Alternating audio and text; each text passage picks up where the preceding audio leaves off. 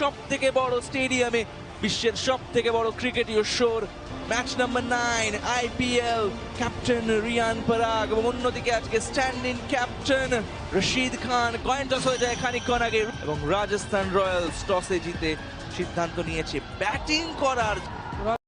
রাবাডাকে তুলে মারার চেষ্টা, হয়তো ঠিক কানেকশন হয়নি, নইলে এটার নামেও কিন্তু 6 লেখা ছিল। যেবার জয়সওয়াল পাঠিয়ে দিয়েছেন 6-এর জন্য। তুমি কাকে ছেড়ে কাকে দেখবে?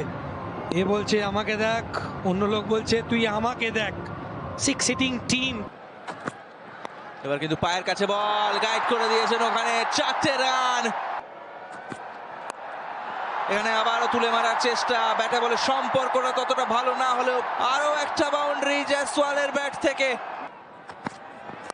ওয়েভ আপ চালিয়েছেন আরো একবার এবং আরো একবার বল যাচ্ছে বাউন্ডারি পার।